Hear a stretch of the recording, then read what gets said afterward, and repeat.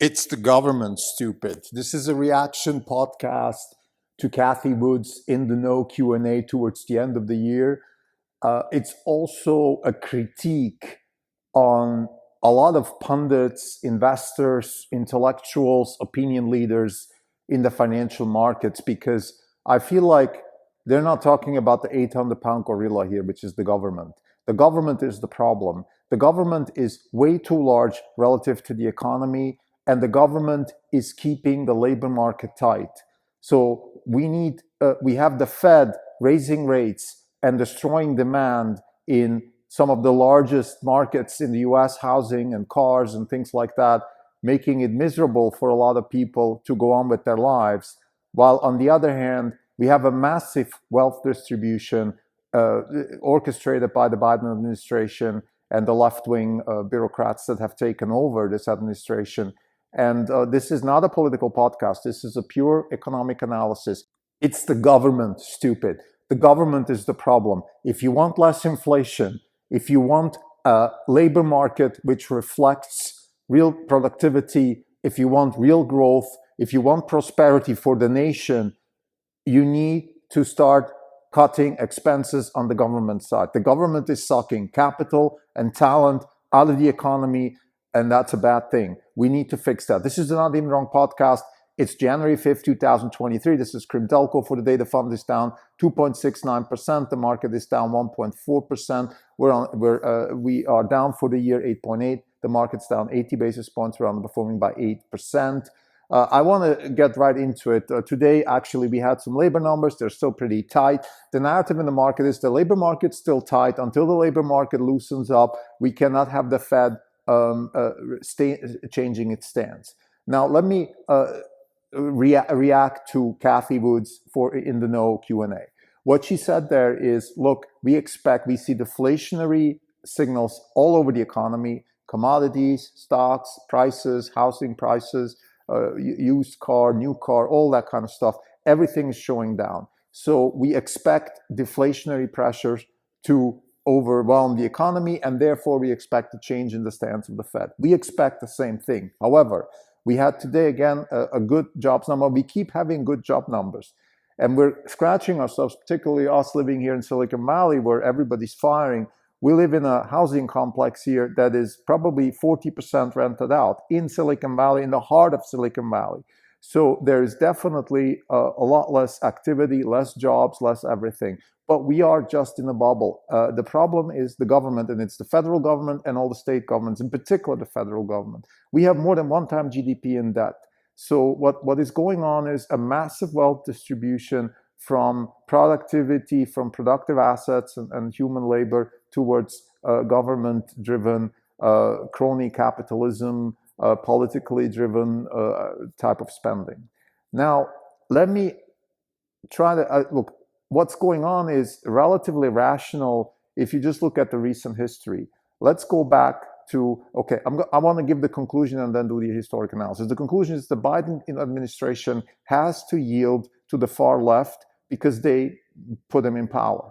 They put him in power with a catalyst of COVID, but there was lingering dissatisfaction even before COVID, and it all started with Trump winning the election. So there was a big chunk of the UAW, and I'm going to use the UAW as a sort of peak of the iceberg. It's the labor movement. It's the most representative organization of blue-collar labor in this country. And the UAW was losing its membership, and also voters were flocking from the UAW and Democratic votes towards Republican votes. So that's why Trump won, more or less. I'm obviously simplifying.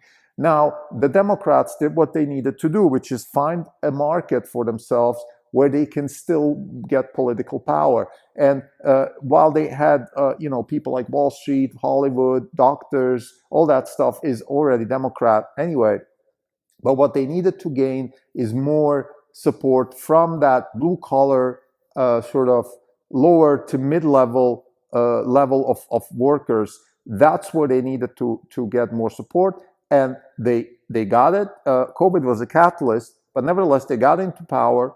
They got in power, and now they are giving back to that constituency.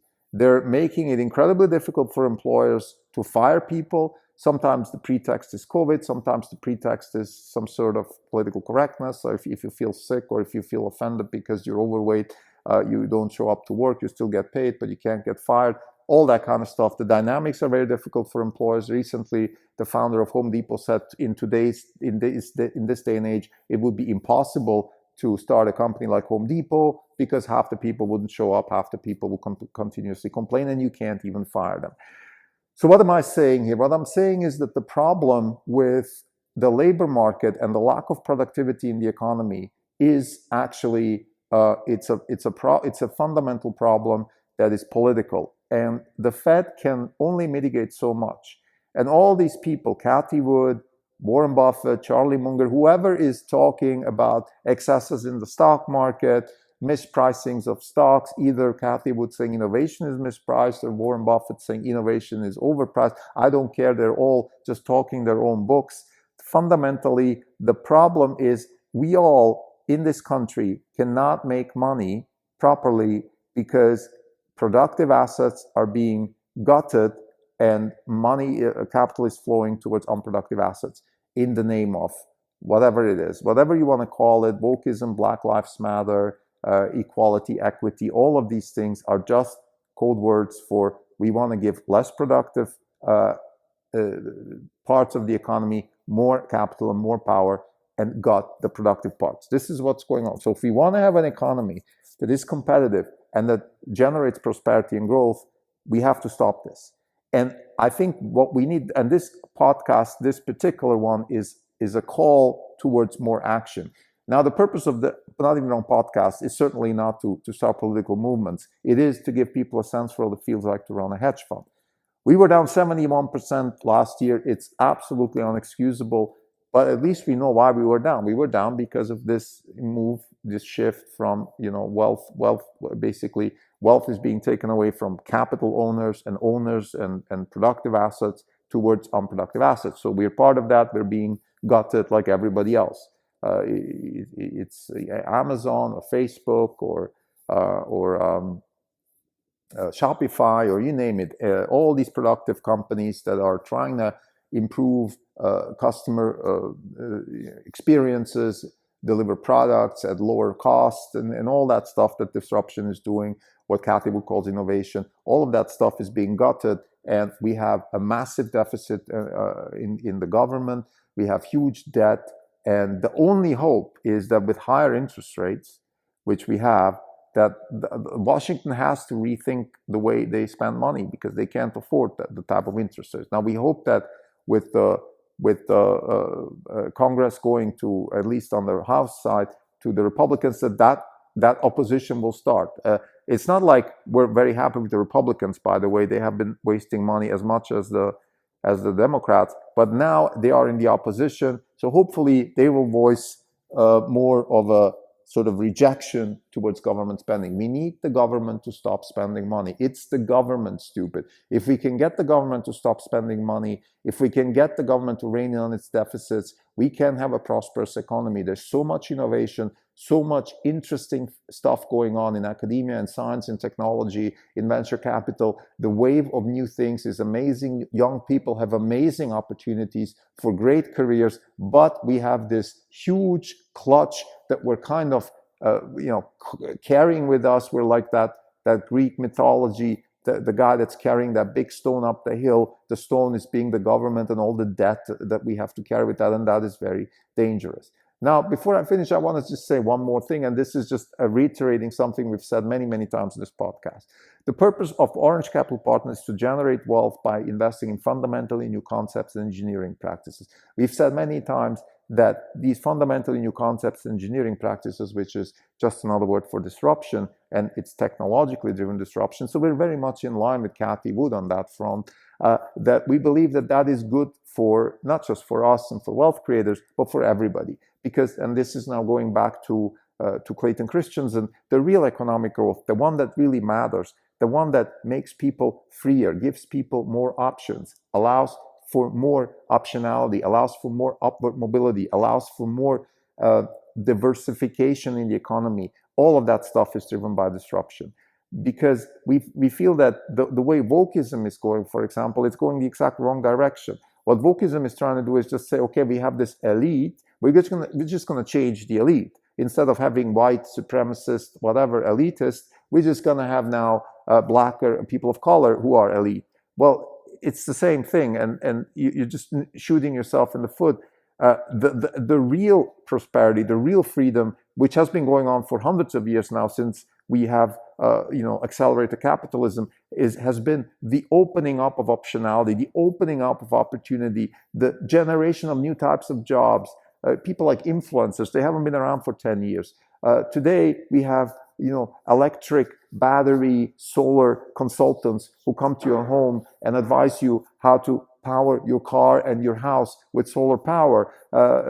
We have consultants that advise utilities how to deal with intermittency and use large Tesla megapacks as batteries. Those are just some examples of new jobs that haven't been around. We have the whole genome sequencing revolution, and we read that a girl was saved from cancer because of base editing, a technology that was invented 6 years ago. These are amazing things.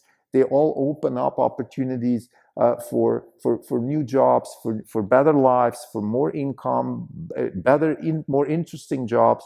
But all of that is driven by innovation, and all of that is driven by disruption. But we can't we can't have disruption, innovation in an economy at a healthy pace if at the same time the government is wasting more than one time GDP in debt and massive deficits. And that's what the Biden administration is doing. Again, I understand where the Biden administration is coming from. They have to regain power that they've lost, particularly at the lower level of the blue-collar spectrum, which went to the Trump camp. I understand that, but we have to understand, as we investors, capital owners, productive parts of the society, while we have to be conscious about politics, we cannot be entrenched in politics. We have to focus on what's important, which is the productivity of our assets, because it's a moral objective to be as productive as we can, so we can create opportunities for ourselves, our kids, and everybody else. That's how the economy, that's how voluntary exchange of ideas and people and jobs and all of that works in what we call free capitalism. If we want to safeguard this type of economic organization, we have to stop the government from spending. This is the appel. Stop spending. We have to start petitions. We have to force our government, our representatives in Washington, and the executive branch. If not, even we have to attack them through legal lawsuits. They have to stop spending money. We cannot have these kinds of deficits that we have. We spend more than we make. Somebody recently said, I think it was one of the House Republicans who said, in this country, we only spend as much as we make. And that has to be said. It's sad that something like that even has to be said, because isn't that obvious? Isn't that common sense? Well, it looks like it's not. People think they can get away with spending more than they make, and somehow muddle through and then blame it on, the left blames it on the elite, and the white blames it on the Black Lives Matter and all that wokeism. It's all the same. We have to stop bickering, and we have to focus on productivity. Now, practically, of course, we will not stop bickering. People will have opinions, right? The Righteous Mind, Jonathan Haidt, the book is very important, and I think it explains why people, when they have a political opinion, it's very hard to change that and all of that. I agree with all of that. My point is this, though. We have a job to do as investors, and this is now my reaction to Kathy Wood's podcast. Instead of talking about, we have inflationary pressure and give us all that economic jargon, which is fine, but you have to also say it the way it is. The government is the problem. It's wasting too much money. We have to stop the government from wasting money, and that's our path towards a productive, innovative future. Let me just say one more thing at the end. Here, to anybody who thinks that they can get away with this now, they can maybe, I don't know, be a young, wokist, left-wing, aggressive, something, and somehow suck money from the rich or the productive and enable others to gain wealth. In that kind of system, I call this a Robespierrean path to death.